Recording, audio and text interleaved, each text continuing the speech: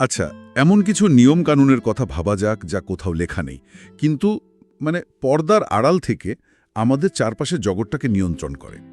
কর্মক্ষেত্র থেকে বন্ধুত্ব, ক্ষমতা কিভাবে কাজ করে তার একটা অলিখিত নিয়ম তো আছেই। হ্যাঁ।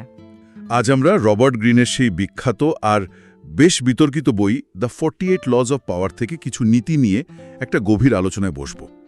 এখন বইটা পড়লে মনে হতে পারে এটা অনৈতিকতার একটা গাইডলাইন, কিন্তু আমাদের লক্ষ্য এটাকে সমর্থন করা নয়, বরং বোঝা।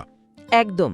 আর বোঝাটা খুব জরুরি, কারণ ক্ষমতার এই খেলাটা আপনি খেলতে না চাইলেও আপনার চারপাশের মানুষ কিন্তু খেলছে। ঠিক। এটা না জানাটা অনেকটা ধরুন ট্রাফিক আইন না জেনে হাইওয়েতে গাড়ি চালানোর মতো। দুর্ঘটনা তো ঘটবেই।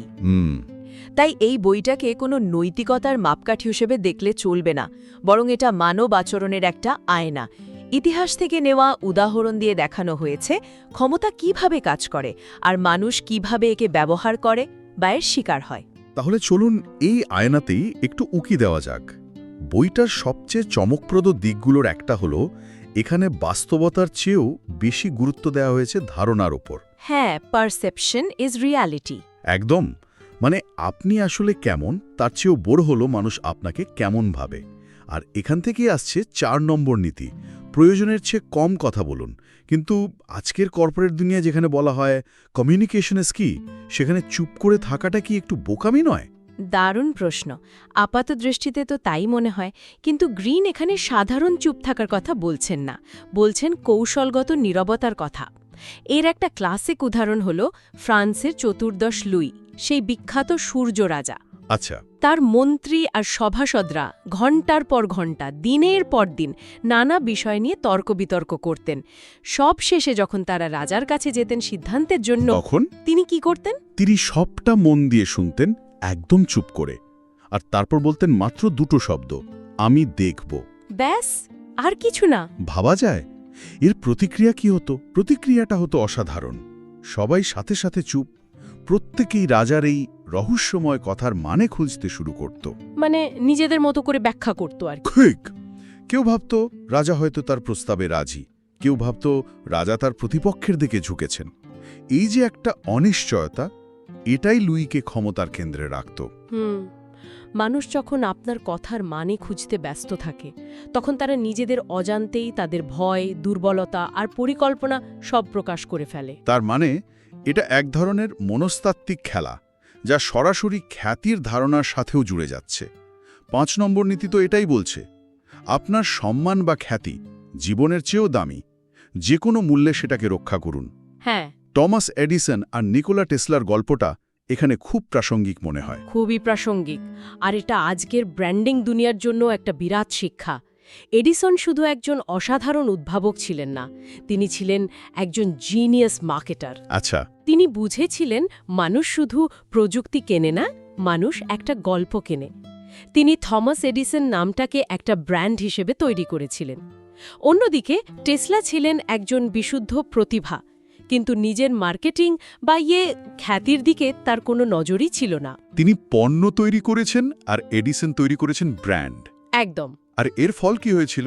1915 সালে যখন শোনা গেল যে তারা দুজনে যৌথভাবে নোবেল পুরস্কার পেতে পারেন, তখন এডিসন সেটা নিতে অস্বীকার করেন, কারণ তিনি টেসলার মতো একজনের সাথে পুরস্কার ভাগ করতে রাজি ছিলেন না।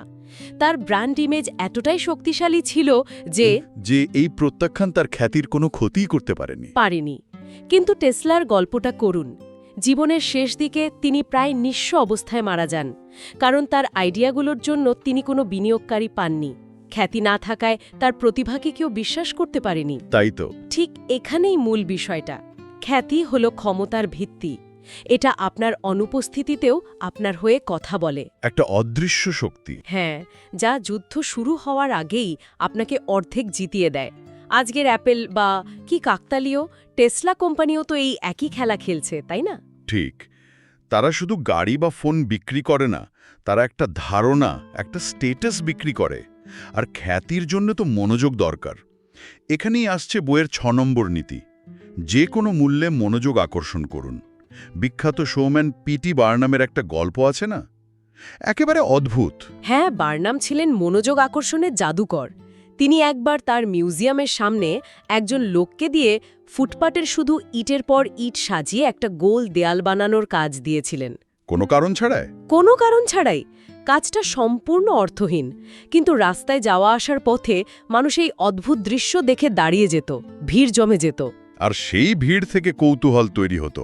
মানুষ ভাবত যে লোক বাইরে এমন অদ্ভুত কাণ্ড করতে পারে, তার মিউজিয়ামের ভেতরে না জানে আরও কত কি আছে। আর এই ভেবেই তারা টিকিট কেটে ভেতরে যেত। বার্নাম বুঝতেন কোনো মনোযোগ না পাওয়ার চেয়ে নেতিবাচক মনোযোগও ভালো।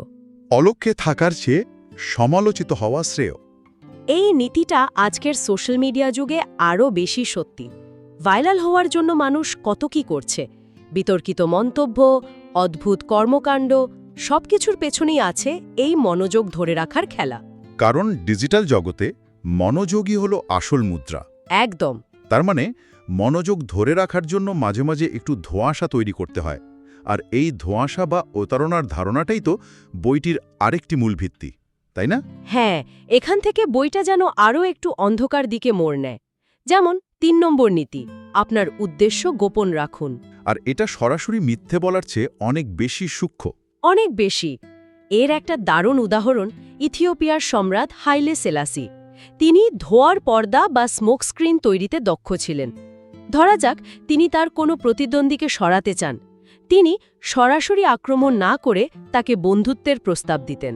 এমনভাবে আচরণ করতেন যেন তিনি তার সবচেয়ে বড় শুভাকাঙ্ক্ষী। ঠিক তাই। কিন্তু এর পেছনে আসল মনোবিজ্ঞানটা কি? মানুষ কেন এত সহজে বোকা বনে যায়? এর পেছনে কাজ করে কনফার্মেশন বায়াস, মানে নিশ্চিতীকরণ পক্ষপাত। আমরা যখন কাউকে বিশ্বাস করতে শুরু করি, তখন তার সব কাজকেই সেই বিশ্বাসের আলোকেই দেখি। আচ্ছা। হাইলে সেলাসি এই পক্ষপাতকেই কাজে লাগাতেন। তিনি প্রথমে বন্ধুত্বের একটি ছোট সংকেত দিতেন, আর শত্রু সেই সংকেতকে ভিত্তি করে তার বাকি সব পদক্ষেপকে ভুলভাবে ব্যাখ্যা করত। যখন তারা বুঝতে পারত যেটা একটা ফাঁদ, ততক্ষণে অনেক দেরি হয়ে গেছে। হ্যাঁ, আপনি যদি মানুষের চোখের সামনে একটা নকল লক্ষ্য ঝুলিয়ে দেন, তারা সেদিকেই দৌড়াবে। আপনার আসল পরিকল্পনা তাদের নজরেই পড়বে না। এই নীতিটা শুনতে যতটা নিষ্ঠুর মনে হচ্ছে, ৭ নম্বর নীতিটা তার থেকেও বেশি। অন্যকে দিয়ে কাজ করান, কিন্তু কৃতিত্ব নিজে নিন। এটা তো সরাসরি অন্যের শ্রম চুরির মতো শোনাচ্ছে। এটা নিঃসন্দেহে বইয়ের সবচেয়ে বিতর্কিত নীতিগুলোর একটি। আর আবারও এখানে অ্যাডিসনের উদাহরণ আসে। তিনি নিউ জার্সিতে তার বিখ্যাত গবেষণাগার মেনলো পার্ক তৈরি করেছিলেন, যাকে বলা হতো উদ্ভাবনের কারখানা। হ্যাঁ, সেখানে তিনি সেই সময়ের সেরা বিজ্ঞানী আর ইঞ্জিনিয়ারদের নিয়োগ দিতেন। তারা দিনরাত পরিশ্রম করে উদ্ভাবন করতেন, আর এডিসন সেগুলোর পেটেন্ট নিজের নামে নিতেন এবং প্রচারের আলোয় থাকতেন। আর টেসলার ক্ষেত্রে ঠিক এর উল্টোটা হয়েছিল। তিনি একাই কাজ করতে ভালোবাসতেন, ফলে তার অনেক আবিষ্কারের কৃতিত্ব অন্যেরা নিয়ে নিয়েছে। ঠিক তাই। বইটিতে এই ধরনের মানুষদের শকুনের সাথে তুলনা করা হয়েছে। শকুন নিজে শিকার করে না, অন্যের শিকার করা প্রাণীর ওপর নির্ভর করে। নীতিটা শুনতে অনৈতিক লাগলেও এর মূল বার্তা হল একা সব কাজ করা সম্ভব নয়। নিজের সময় এবং শক্তি বাঁচাতে অন্যের দক্ষতা এবং শ্রমকে ব্যবহার করার গুরুত্ব এখানে তুলে ধরা হয়েছে। আজকের কর্পোরেট দুনিয়ায় তো এর ছায়া প্রায় দেখা যায়। অবশ্যই। তাহলে একদিকে যেমন প্রতারণার কথা বলা হচ্ছে, তেমনি বইয়ে এমন একটা নীতির কথাও আছে যা শুনলে অবাক হতে হয়। ১২ নম্বর নীতি, শিকারকে নিরস্ত্র করতে বেছে বেছে সততা এবং উদারতা ব্যবহার করুন। প্রতারণার অস্ত্র হিসেবে সততা, এটা কিভাবে কাজ করে? আর কুখ্যাত গ্যাংস্টার আল কাপোনের গল্প ভাবুন একবার। আল কাপোনকে ঠকানোর পরিকল্পনা। সাহস আছে বলতে হবে। কি করেছিলেন তিনি? লাস্টিক কাপোনের কাছে গিয়ে $৫০,০০০ ধার চাইলেন। বললেন তিনি একটা দারুণ স্কিমে টাকাটা খাটিয়ে ৬০ দিনের মধ্যে দ্বিগুণ করে দেবেন। কাপোন জানতেন লাস্টিক একজন প্রতারক। তারপরও রাজি হলেন? হ্যাঁ, তার আত্মবিশ্বাস দেখে। লাস্টিক টাকাটা নিয়ে কিছুই করলেন না, শুধু একটা সেফ ডিপোজিট বক্সে রেখে দিলেন। ২ মাস পর তিনি কাপনের কাছে ফিরে এলেন।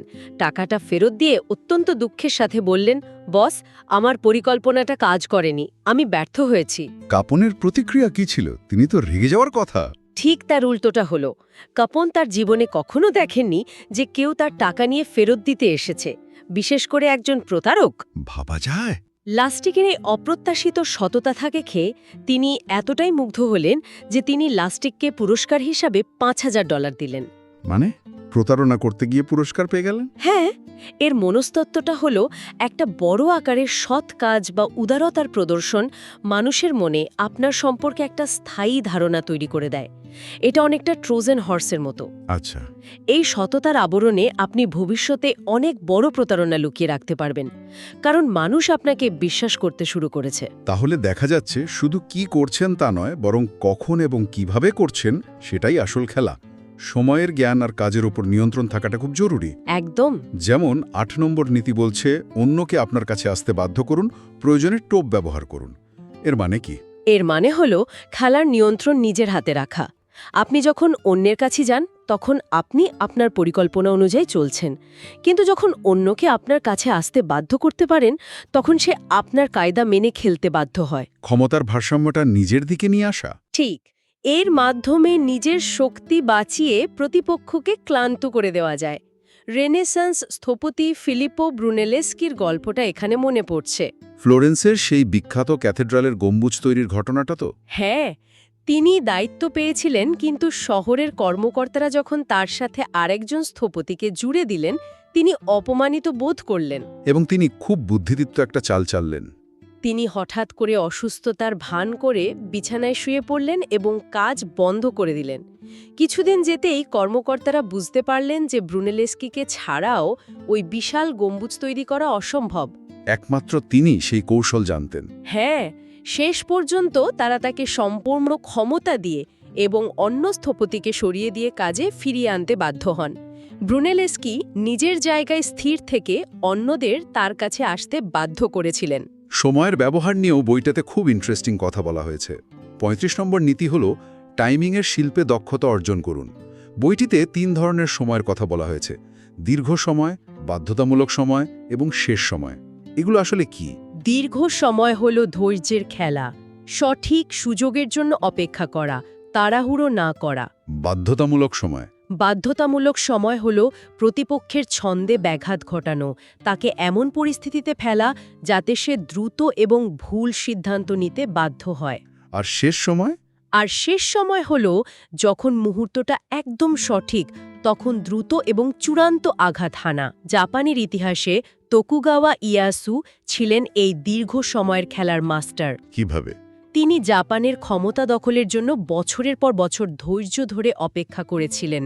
তার প্রধান প্রতিপক্ষ হিদেয়োশি যখন কোরিয়া আক্রমণে গিয়ে নিজের শক্তি আর সম্পদ নষ্ট করছিলেন, ইয়েয়াসু তখন নিজের শক্তি সঞ্চয় করছিলেন। একদম। হিদেয়োশির মৃত্যুর পর যখন জাপানে ক্ষমতার শূন্যতা তৈরি হল, ইয়েয়াসু প্রায় বিনা বাধায় ক্ষমতা দখল করলেন। তিনি জানতেন কখন অপেক্ষা করতে হবে আর কখন আঘাত হানতে হবে। কিন্তু জয়ের মুহূর্তেও তো বিপদ থাকে। ৪৭ নম্বর নীতি ঠিক এটাই বলছে। লক্ষ্যে পৌঁছনোর পর থেমে যেতে শিখুন। জয়ের মুহূর্তে অতিরিক্ত এগোবেন না। এটা তো বেশ কঠিন, কারণ জয়ের পর আত্মবিশ্বাস তুঙ্গে থাকে। আর সেটাই সবচেয়ে বিপজ্জনক মুহূর্ত। অহংকার আর অতিরিক্ত আত্মবিশ্বাসী পতনের কারণ হয়। পারস্যের সম্রাট সাইরাস দ্য গ্রেটের এক দুঃখজনক উদাহরণ। তিনি একের পর এক রাজ্য জয় করে অদম্য হয়ে উঠেছিলেন। মাসাগেটাইয়ের রানী তমিরিসের বিরুদ্ধে জয়ের পর তিনি অহংকারী হয়ে ওঠেন। তিনি শুধু রানীকে পরাজিত করেই থামেননি, তার ছেলেকে বন্দী করেন, যিনি অপমানে আত্মহত্যা করেন। হ্যাঁ, এরপর সাইরাস বিজয় উদযাপন করতে করতে আরও গভীরে প্রবেশ করেন, আর তার ফলেই তিনি রানীর পাতা ফাঁদে পা দেন এবং নিহত হন। জয়ের মুহূর্তটা তাহলে অন্ধ করে দিতে পারে? পারে। আপনি নতুন শত্রু তৈরি করেন, পুরনো শত্রুদের অবহেলা করেন। বইটির পরামর্শ হল আপনার পরিকল্পনার একটা শেষ বিন্দু থাকা উচিত। কোথায় থামতে হবে তা জানাটাও ক্ষমতার একটা বড় অংশ। আজকের ব্যবসায়িক জগতেও তো এর উদাহরণ আছে। নোকিয়া বা ব্ল্যাকবেরি। অবশ্যই তারা সুখ জয় করেছিল, কিন্তু জয়ের অহংকারে তারা এতটাই আত্মবিশ্বাসী হয়ে পড়েছিল যে তারা বদলাতে থাকা প্রযুক্তির সাথে তাল মেলাতে পারেনি, হারিয়ে গেছে। আজকের আলোচনা থেকে এটা স্পষ্ট যে ক্ষমতার খেলাটা আসলে ধারণা, কৌশল এবং আবেগ নিয়ন্ত্রণের এক জটিল মিশ্রণ। এই নীতিগুলো শুধু ব্যবহারের জন্য নয়, বরং আমাদের চারপাশের মানুষ এবং সিস্টেমকেও আরও ভালোভাবে বোঝার জন্য একটা টুলকিট হতে পারে। একদম। এই নীতিগুলো মানব প্রকৃতির সেই দিকটা তুলে ধরে যা আমরা সহজে স্বীকার করতে চাই না। অফিস পলিটিক্স থেকে শুরু করে আন্তর্জাতিক সম্পর্ক পর্যন্ত এই নিয়মগুলোর ছায়া সর্বত্র দেখা যায়। এগুলোকে চিনতে পারাটাই নিজেকে রক্ষা করার প্রথম ধাপ। ঠিক, আপনি খেলাটা খেলুন বা না খেলুন, নিয়মগুলো জানা জরুরি। বইটি ক্ষমতাকে একটি অনৈতিক এবং নিরন্তর খেলা হিসেবেই দেখায়। কিন্তু একটা প্রশ্ন থেকেই যায়, যে কৌশলগুলো প্রতারণা, গোপনীয়তা আর নিয়ন্ত্রণের উপর ভিত্তি করে তৈরি, সেগুলো ব্যবহার করে কি কখনো দীর্ঘস্থায়ী এবং অর্থবহ কিছু তৈরি করা সম্ভব? এটাই হয়তো সবচেয়ে বড় প্রশ্ন, নাকি এই কৌশলগুলোর মধ্যেই লুকিয়ে থাকে এদের ধ্বংসের বীজ? হতে পারে আসল ক্ষমতা হলো এটা জানা যে কখন এই খেলাটা থেকে বেরিয়ে আসতে হবে, কিন্তু সেটা হয়তো অন্য কোনো দিনের আলোচনার বিষয়।